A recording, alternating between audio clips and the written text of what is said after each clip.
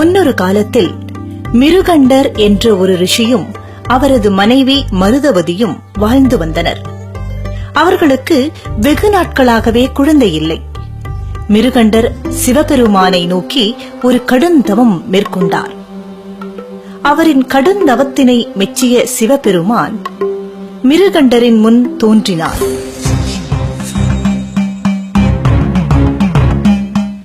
மிருகண்டா, உன் பக்தியைக் கண்டு நான் மகிழ்கின்றேன். நீ விரும்பும் வரத்தை கேள்.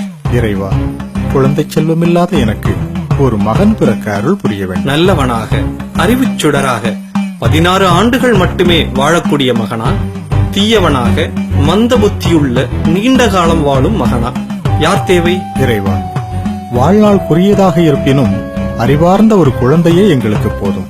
எனவே அப்படி ஒரு குழந்தையே எங்களுக்கு தந்துள்ள வேண்டும் சுவாமி. இதுவே இந்த அடியவனின் வேண்டுகோள். மிருகண்டா, நீ விரும்பியது போலவே எல்லாம் நலமாக அமையட்டும்.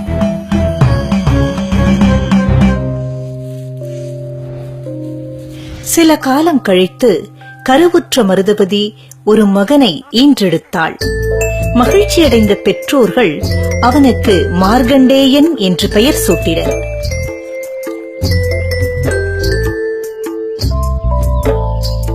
மார்கண்டேயனும் பரமசிவன் மீது மிக தீவிரமான பக்தி கொண்டிருந்தான்.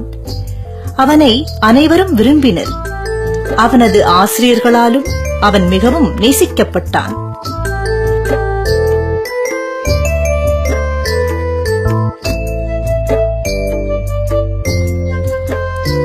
மார்கண்டேயனின் குழந்தை பருவம் மிகவும் மகிழ்ச்சியாக கழிந்து கொண்டிருந்தது.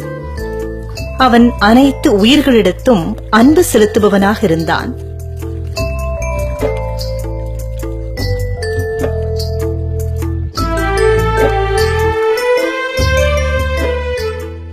பதினாறாம் ஆண்டு மிக வேகமாக நெருங்கிக் கொண்டிருந்தது.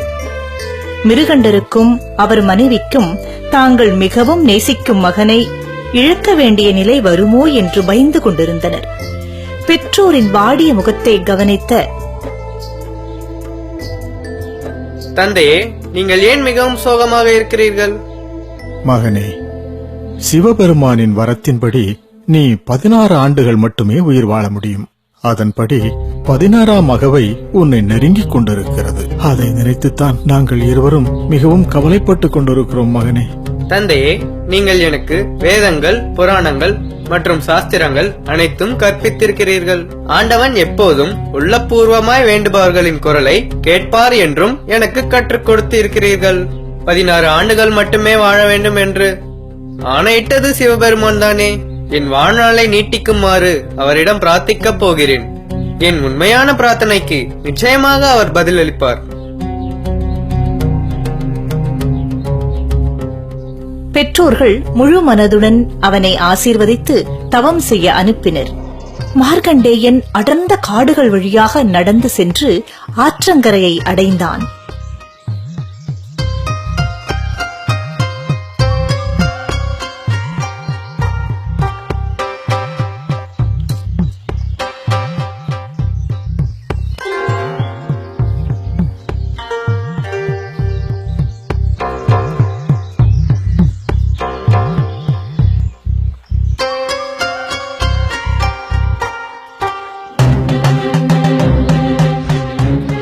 அங்கு அவன் மணலில் ஒரு சிவலிங்கத்தினை உருவாக்கி அதன் முன் கடுமையான தவத்தினை மேற்கொண்டான்.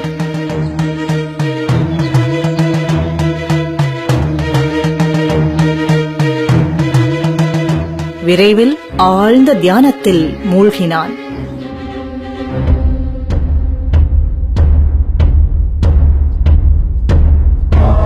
யமலோகத்தில் யமதர்மன் மார்க்கண்டேயனின் உயிரை எடுத்து வருமாறு கிங்கரர்களுக்கு கட்டளையிட்டார்.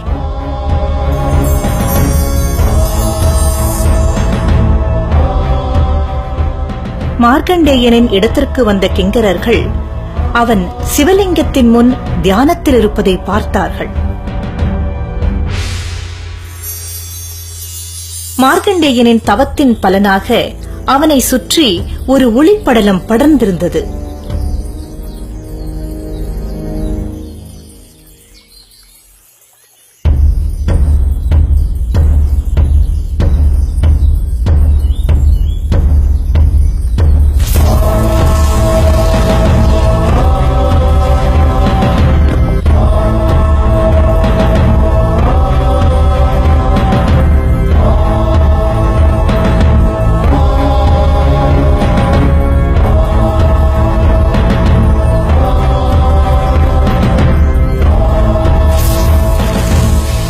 அது மிகவும் பிரகாசமாக இருந்ததுடன் அவனுக்கு பாதுகாப்பாகவும் இருந்ததால் யமகிங்கரர்களால் அவனை நெருங்க முடியவில்லை.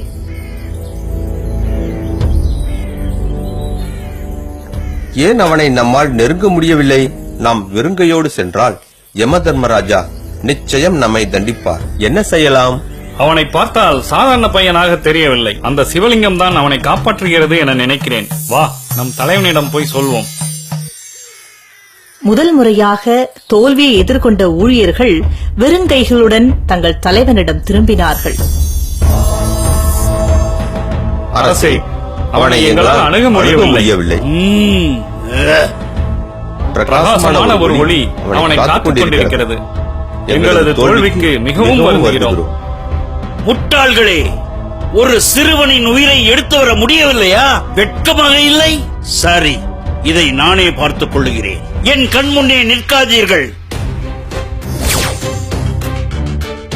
என்று சொன்ன யமதர்மன் தனது பாசக்கயிற்றை எடுத்துக்கொண்டு எருமையின் மேலேறி உடனே புறப்பட்டான்.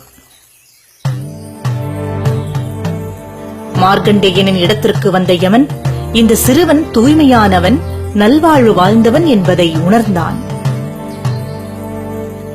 மார்க்கண்டேயன் ஒரு தெய்வ குழந்தை என்பதால் தன்னை காணும்படி செய்து, மார்க்கண்டேயா, பூமியில் உன் வாழ்நாள் முடிந்து விட்டது.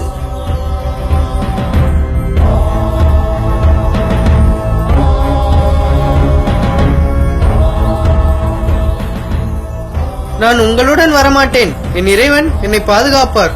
மார்க்கண்டேயா, மீண்டும் சொல்கிறேன், பூமியில் உன் வாழ்நாள் முடிந்து விட்டது.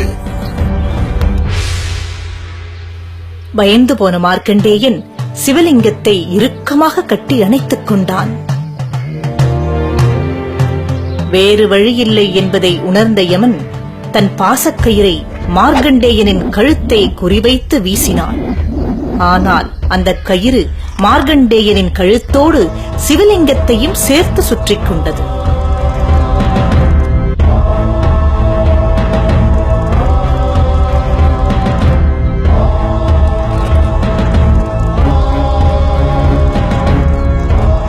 இறைவா, என்னை காப்பாற்றுங்கள் என்று மார்க்கண்டேயன் கதற, அப்போது ஒரு ஆச்சரியம் நிகழ்ந்தது.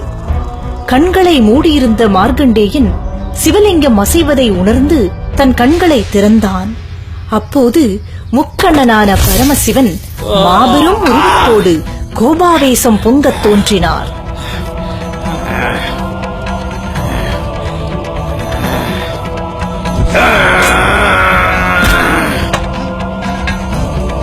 எவ்வளவு தைரியம் இருந்தால் என் பக்தன் மீது பாசக்கயிற்றை வீசியிருப்பாய்.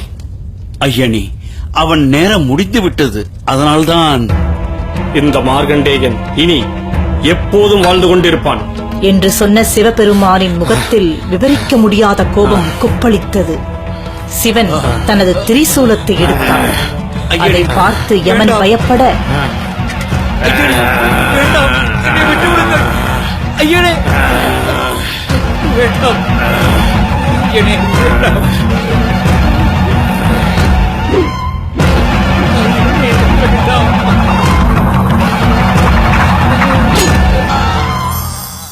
உடனே இந்திரன் மற்றும் பிற தேவர்கள் சிவன் முன் தோன்றினர். சிவபெருமானே, இறப்பு என்று ஒன்று இல்லாவிட்டால் பூமியில் சமநிலை என்று ஒன்று இல்லாமல் போய்விடும். உண்மைதான் இந்திரா, உண்மைதான். யமன் இருந்தால் மட்டும்தான் பூமியின் சமநிலை காக்கப்படும். ஆனால் இந்த மார்க்கண்டேயன் என்றென்றும் உயிருடன் வாழ்வான். அவனுக்கு என்றுமே மரணம் நெருங்காது. இறைவா, நான் செய்த தவறை மன்னிக்க வேண்டுகிறேன். இப்பொழுது நான் உண்மையான பக்தியின் வலிமையை புரிந்து கொண்டேன். உன் தவறு மன்னிக்கப்படுகிறது. இனி நீ எப்போதும் போல் உன் கடமையை செய்யலாம். யமனும் மற்ற தேவர்களும் தங்கள் இருப்பிடம் திரும்பினார்கள். மார்க்கண்டேயன் சிவபெருமானின் காலில் விழுந்து வணங்கி, இறைவா, எனக்கு எதுவும் வேண்டாம். உம்மை தரிசித்ததே எனக்கு போதும். உன் பெற்றோரிடம் செல் மார்க்கண்டேயா. அவர்களுக்கு பிறகும் நீ சிரஞ்சீவியாக வாழ்வாய் என்பதை சொல். இவ்வுலகில் என்றும் அமைதியை நிலைக்கச் செய். உனக்கு என் ஆசிகள் எப்போதும் உண்டு.